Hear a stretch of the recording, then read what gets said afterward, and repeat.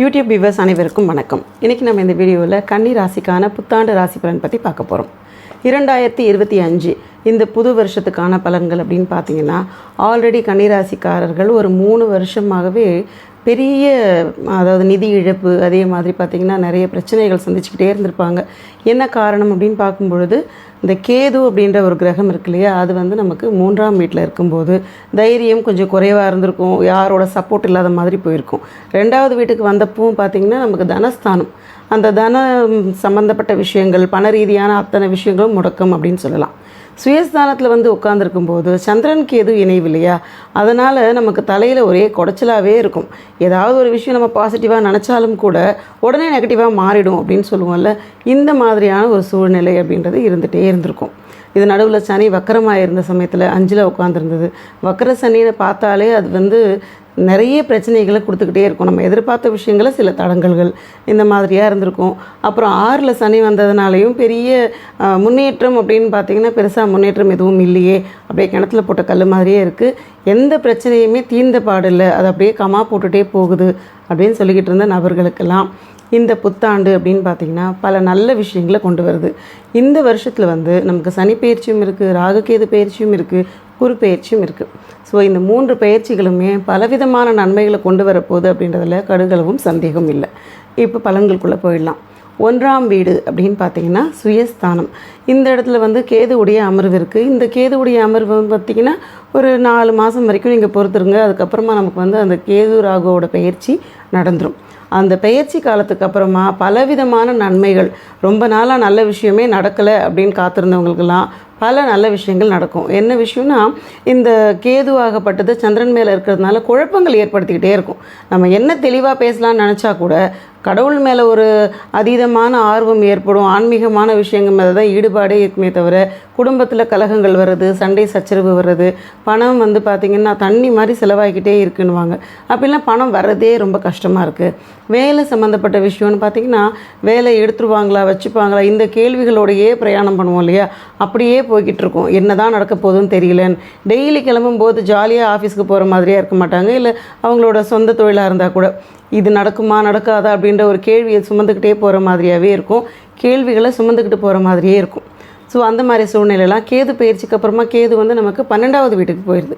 So கேதுவோட தொடர்பு நமக்கு குறையிற சமயத்தில் பலவிதமான நன்மைகள், அதாவது குருவோட பார்வையும் பார்த்திங்கன்னா ஒரு 50% தான் கிடச்சிருந்தது. குருவோட பார்வை வந்து நமக்கு 5ல் விழுது இல்லையா, 5ஆவதாக விழும் நம்மளோட ராசிக்கு.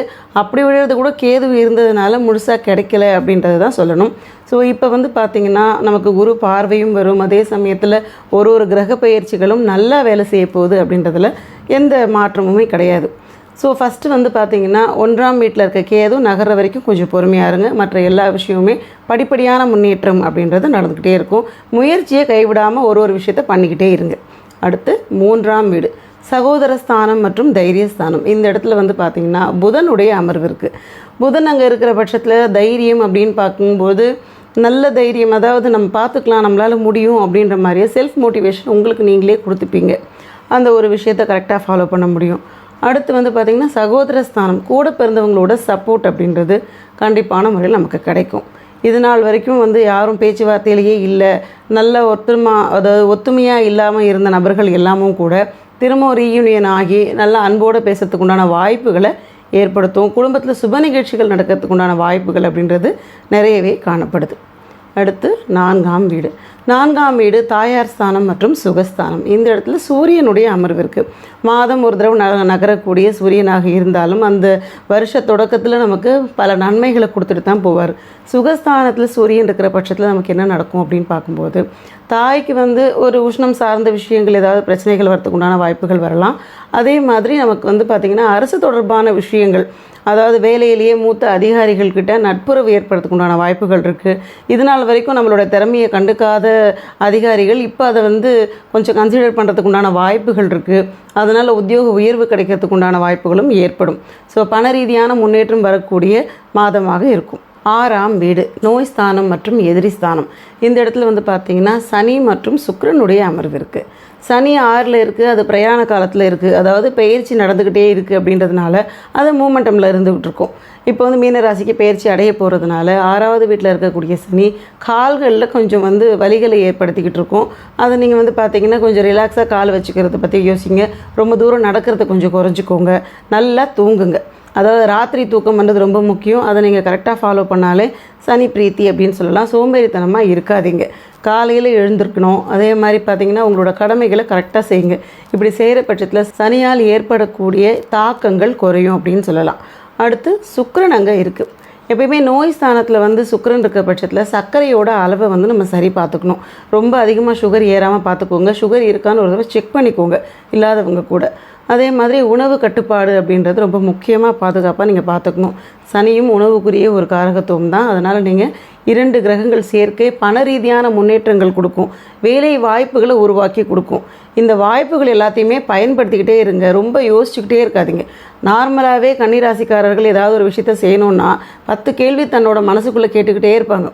எல்லாமே நல்லதாக நடக்கும் அப்படின்னு ஒரு விதியை நம்பி அடுத்த விஷயத்த செய்யலாம் அப்படின்னு முயற்சி பண்ணுங்கள். எதையும் தள்ளி போடவே போடாதீங்க. இப்படி பண்ணுற காரியங்கள் எல்லாமே உங்களுக்கு நல்லதாக நடக்கும். ரொம்ப யோசித்து பண்ணலாம் அப்படின்னு பார்த்து நாளைக்கு இன்றைக்கின்னு நீங்கள் நகர்த்தி செய்யக்கூடிய விஷயங்கள் எல்லாமே கேள்விக்குறியாக முடியும். நடக்கும் அப்படின்னு நினச்சி ரொம்ப வந்து பார்த்திங்கன்னா ஒரு பாசிட்டிவ் தாட்ஸோடு ஆரம்பிச்சிங்கன்னா எல்லா விஷயமே பாசிட்டிவ் தான். சரிங்களா? அடுத்து வந்து பார்த்திங்கன்னா உங்களுக்கு 7ஆம் வீடு. 7ஆம் வீட்டுக்கு வந்து சனி ஆல்ரெடி வந்து நமக்கு பெயர்ச்சி அடைஞ்சு 7ஆம் வீட்டுக்கு வர்ற பட்சத்தில் நமக்கு என்ன மாதிரி விஷயம் கிடைக்கும் அப்படின்னு பார்க்கும்பொழுது, இந்த வருடம் நான் திருமணத்துக்காக காத்துக்கிட்டு இருக்கக்கூடிய நபர்களுக்கு திருமண வாய்ப்பு கண்டிப்பான முறையில் கைகூடும். கூட்டு தொழில் செய்யக்கூடிய நபர்களுக்கு நல்ல இன்வெஸ்டர்ஸ் கிடைப்பாங்க. அதாவது பண முதலீட்டாளர்கள் வருவாங்க. தொழில் விருத்தி ஆகிறதுக்குண்டான வாய்ப்புகள் இருக்குது. ஸோ ஆல்ரெடி சுக்கிரனும் சனியும் சேருது. சனி நகரும் போது சுக்கிரனுடைய பார்வையிலையும் விழும். ஸோ இந்த காரணத்தினால நமக்கு பண வருவாய்கள் தடையின்றி வரத்துக்குண்டான வாய்ப்புகள் இருக்குது. குடும்ப குதூகலம் அப்படின்னு சொல்லுவோம் இல்லையா, இதற்குண்டான காரகத்துவமும் வேலை செய்ய ஆரம்பிச்சிடும். இப்போ 7ஆம் இடத்துல ஆல்ரெடி உட்காந்துக்கிட்டு இருக்க ராகு அப்படின்னு பார்த்திங்கன்னா கணவன் மனைவி கிட்ட ஒரு ஒத்துமை அப்படின்றது வராத மாதிரியான சூழ்நிலை இருக்கும். ஏன்னா கலத்திர ஸ்தானத்தில் ராகு இருந்தாலே ஏதாவது ஒரு விஷயம் நம்ம நார்மலாக சிரித்து பேசினா கூட அது சண்டையில் வந்து முடிகிற மாதிரி இருக்கும். சின்ன சின்ன ஆர்கியூமெண்ட்ஸ் எல்லாம் கூட பெரிய ஆர்கியூமெண்ட்டாக மாறி போயிடும். சின்ன கான்வர்சேஷன் ஸ்டார்ட் பண்ணுவோம், பெருசாக ப்ராப்ளத்தில் கொண்டு போய் விட்டுரும். அதனால் முகம் சுழிக்கிற மாதிரி விஷயங்களாக இருக்கும். பேசும்போது கொஞ்சம் பேச்சில் இனிப்பு கலந்து பேசுகிற மாதிரியாக பேசுங்க, இல்லைன்னா நடிக்கவாது செய்யுங்க. ஏன்னா நமக்கு 7ல் ராகு இருக்கிற பட்சத்தில் கொஞ்சம் நடிக்கவும் செய்யணும். நம்ம சொல்லுவோம் இல்லையா, பேச்சில் வந்து கொஞ்சம் அழகாக ஸ்வீட் கோட்டிங்காக பேசுவோம் பாருங்கள். அந்த மாதிரி பேசிட்டிங்கன்னா கணவன் மனைவியோட ஒத்துமைன்றது மேலோங்கி இருக்கும். ஆணாக இருந்தாலும் சரி, பெண்ணாக இருந்தாலும் சரி. 7ல் அதுக்கப்புறம் வந்து பார்த்திங்கன்னா ராகுவோ கேதுவோ அமர்ந்துட்டா எல்லாரும் பண்ண வேண்டிய ஒரு விஷயம், வாழ்க்கை துணையோட நல்ல ஜாலியாக பேசுகிறத பழகிக்கோங்க. நீங்கள் வந்து கிண்டல் கிறுக்கல்லாம் அந்த இடத்துல வச்சிங்கன்னா அது பெரிய விபரீதங்களை கொடுக்கும். அந்த ஒரு விஷயத்தை மைண்டில் வச்சுக்கோங்க. ராகு வந்து அடுத்து நமக்கு என்ன பண்ண போகுதுன்னா, நகர்வுக்கு அப்புறமா ரிவர்ஸில் சுற்றக்கூடிய கிரகம் இல்லையா, அதனால் ராகு பயிற்சி அடையும் பொழுது நமக்கு 6வது இடத்துல வந்து உட்காரும். ஸோ 6வது இடத்துல ராகு உட்காரும்போது எப்பவுமே மறைவு ஸ்தானத்தில் இந்த மாதிரி கிரகங்கள் உட்கார்றது பல நன்மைகள் கொடுக்கும் அப்படின்னு சொல்லலாம். ஸோ பெரிய அளவில் நமக்கு தாக்கங்கள் ஏற்படாது. அதாவது உறவுகள் வந்து நல்லா மேம்படுறதுக்கு உண்டான வாய்ப்பையும் ஏற்படுத்தி கொடுத்துரும். அடுத்து 9ஆம் வீடு. 9ஆம் வீடு அப்படின்னு பார்த்தீங்கன்னா பாக்யஸ்தானம் மற்றும் பித்ருஸ்தானம். இந்த இடத்துல வந்து குருவுடைய அமர்வு இருக்குது. 9ல் குரு வந்து கூட பெரிய அளவு முன்னேற்றம் எதுவும் கிடைக்கலையே அப்படின்னு நினச்சிருப்பீங்க. முன்னேற்றம் வந்து பார்த்திங்கன்னா ஆல்ரெடி வந்துக்கிட்டே தான் இருக்கும். ஆனாலும் நமக்கு ராசியில் கேது இருந்த காரணத்தினால மட்டுமே நமக்கு கிடைக்க வேண்டிய பலன்கள் முழுசாக கிடைக்கிறதுக்கு உண்டான சூழ்நிலை இல்லாமல் இருந்தது. இப்போ கேதுவும் நகரப்போகுது. நமக்கு வந்து குருவுடைய பார்வை விடுறதுனால பல நன்மைகள் அப்படிங்கலாம். அதே சமயத்தில் நமக்கு வந்து பார்த்திங்கன்னா குருவும் நகர தான் போகுது. 9ல் இருக்கக்கூடிய குரு வந்து பார்த்திங்கன்னா 10க்கு வரப்போகுது. ஸோ 9ல் இருந்து வரவேண்டிய பாக்கியங்கள் சின்ன சின்ன ஆர்குமெண்ட்டில் வந்தாலும் வரவேண்டியது தடையில்லாமல் வரும் அப்படின்றதுல எந்த மாற்று கருத்தும் கிடையாது. அதே மாதிரி பித்ருக்களுக்கு செய்ய வேண்டிய அந்த அந்திம கிரியைகள், அதாவது கர்ம காரியங்கள் எல்லாத்தையும் தடையில்லாமல் செஞ்சுருங்க. வெளியூரில் இருந்தாலும் கூட அன்றைக்கி வந்து உணவு தானம் கொடுத்துருங்க. நீங்கள் வீட்டில் செய்யக்கூடிய அந்த சடங்குகள் செய்ய முடியலனாலும் உணவு தானம் கொடுத்துட்டு ஏதாவது தண்ணி போகிற இடத்துல போயிட்டு அவங்கள நினச்சி ஒரு பிண்டத்தை கரைச்சி விட்டுட்டிங்கன்னா கூட அவங்களுக்கு நீங்கள் செய்கிற காரியமாக இருக்கும். இதெல்லாம் கரெக்டாக செய்யணும். பித்ரு காரியங்கள் தடையில்லாமல் செய்யணும். அம்மா அப்பாவை நல்லா பார்த்துக்கணும். அதாவது பித்ருஸ்தானத்தில் குரு இருக்குது அப்படின்ற பட்சத்தில் நமக்கு நன்மைகள் நடக்கணும்னா வேறு எதுவுமே பண்ண வேண்டியதில்லை. நம்மளை பெற்றவங்கள நம்ம நல்லா பார்த்துக்கணும் அப்படின்ற விஷயத்தில் மட்டும் ரொம்ப ஸ்ட்ராங்காக இருங்க. அதை செய்தாலே போதும். எல்லா கடவுளும் ஒன்றா சேர்ந்தது தான் வந்து பெற்றோர்கள் அப்படின்னு சொல்லுவாங்க. அவங்கள பார்த்துக்கிறது தான் ரொம்ப முக்கியம். 9ல் வந்துட்டு எந்த கிரகம் உட்காந்தாலும் நம்மளை பெற்றவங்கள நம்ம பேணி போஷித்து காப்பாற்றுறதுனால நமக்கு எல்லா நன்மைகளும் 2 மடங்கு அதிகமாக கிடைக்கிறதுக்கு உண்டான வாய்ப்புகள் இருக்குது. அப்படி இல்லை எனக்கு பெற்றோர்களே இல்லை, நான் என்ன பண்ணுறதுன்னா, உங்களால் முடிஞ்சால் கைவிடப்பட்டவர்கள் இருப்பாங்க இல்லையா, யாரால் குடும்பத்தாரால் கைவிடப்பட்டவர்களுக்கு உங்களால் முடிஞ்ச உதவிகள் செய்யுங்க. முடிந்தால் செய்யுங்க. இது செஞ்சு தான் ஆகணும்னு இல்லை. இல்லாதவங்களுக்கு உணவுகள் தானமாக கொடுங்க. இந்த விஷயத்தெல்லாம் கரெக்டாக பண்ணிங்கன்னா உங்களுக்கு தோஷங்கள் இல்லாமல் நல்ல பாக்கியங்கள் கரெக்டாக வந்து சேரும். குரு பெயர்ச்சிக்கு பிறகு அப்படின்னு பார்த்தீங்கன்னா 9ல் இருக்கக்கூடிய குரு நமக்கு 10வது இடத்துல வரார். 10ல் குரு வந்ததுக்கப்புறமா ரொம்ப நாளாக நம்ம இயங்கிக்கிட்டே இருந்த தொழில் முன்னேற்றம், வேலையில் நல்ல மாற்றம், நமக்குன்னு ஒரு பேர் கிடைக்கல, இவ்வளோ திறமை வச்சுட்ருக்கோம், நமக்கு நல்ல பேர் கிடைக்கவே இல்லை, ஒரு ப்ரமோஷன் ஆகட்டும், இல்லை சொந்த தொழில் செய்கிறவங்களுக்கு நம்ம தொழிலை வந்து இவ்வளோ அழகாக பண்ணுறோம், நமக்கு அங்கீகாரம் கிடைக்கல அப்படின்னு ஏங்கினவங்களுக்கு இது ஒரு நல்ல வரப்பிரசாதமான வருஷமாக கண்டிப்பான முறையில் இருக்க போகுது. ஸோ நீங்கள் செய்ய வேண்டியதெல்லாம் ஒன்று தான், முயற்சியை கைவிடாமல் இருங்க. கண்டிப்பான முறையில் 10வது இடத்துல வரக்கூடிய குரு பல நன்மைகளை உங்களுக்கு கொடுத்து வாழ்க்கையில் முன்னேற்றி விடுவார். அடுத்து 11ஆம் இடம் அப்படின்னு பார்த்தீங்கன்னா நமக்கு செவ்வாயுடைய அமர்வு இருக்குது. 11ஆம் இடம் வந்து லாபஸ்தானம். லாபஸ்தானத்தில் செவ்வாய் நீசமாக உட்காந்துருக்கு. கடகராசியில் நீசமாக இருக்கும் இல்லையா, அந்த காரணத்தினால நீசமாக இருக்கக்கூடிய செவ்வாய் வந்து தொழில் ரீதியான விஷயங்களில் ஒரு அதாவது மேலேயும் இல்லாமல் கீழையும் இல்லாமல் நடுத்தரமாக வச்சுருக்கோம் அப்படின்னு சொல்லுவாங்க பாருங்கள், அதே மாதிரி இருக்கும். கடல் அலை போல தான் எப்பயுமே நமக்கு வந்துட்டு ஏதாவது ஒரு விஷயம் நடக்கும்னு நினைப்போம், ரொம்ப வேகமாக வர்ற மாதிரி இருக்கும், அந்த வேகத்தில் போயிடும் அப்படின்னு சொல்லுவோம் இல்லையா.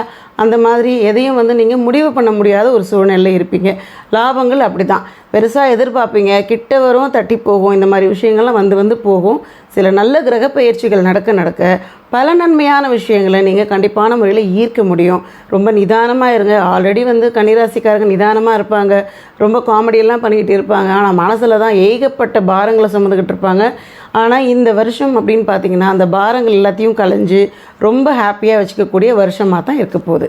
தொடர் வழிபாடு அப்படின்னு பார்த்தீங்கன்னா நீங்கள் இந்த வருடம் முழுதும் ஏதாவது ஒரு வழிபாடை நான் தொடர்ந்து பண்ணிக்கிட்டே இருக்கேன் அப்படின்ற எண்ணத்தில் என்ன பண்ணணுன்னா, குரு வழிபாடு ஏதாவது ஒரு குரு அப்படின்னு எடுத்துக்கோங்க. இல்லை குருவெல்லாம் எனக்கு எதுவும் தெரியலன்னீங்கன்னா தட்சிணாமூர்த்தி வழிபாடு பண்ணுங்கள். சிவன் கோயிலில் இருப்பார் இல்லையா, அந்த தட்சிணாமூர்த்திக்கு வியாழக்கிழமை காலங்களில் நீங்கள் போயிட்டு ஒரு 2 விளக்கு ஏற்றிட்டு நீங்கள் கையெடுத்து கும்பிட்டுட்டு 2 நிமிஷம் உட்காந்துட்டு வாங்க. இதுவே போதும். வாழ்க்கையில் வந்து பல நல்ல விஷயங்களை உங்களுக்கு கொண்டு வந்து சேர்க்கறதுக்கு உண்டான சூழ்நிலையை ஏற்படுத்தி கொடுக்கும். இன்றைக்கி நம்ம இந்த வீடியோவில் கன்னி ராசிக்கான புத்தாண்டு ராசி பலன் பற்றி பார்த்தோம். இந்த வீடியோ உங்களுக்கு பிடிச்சிருந்தா லைக் பண்ணுங்கள், ஷேர் பண்ணுங்கள், சப்ஸ்கிரைப் பண்ணுங்கள். டவுட் இருந்தால் கமெண்ட் பண்ணுங்கள். நன்றி, வணக்கம்.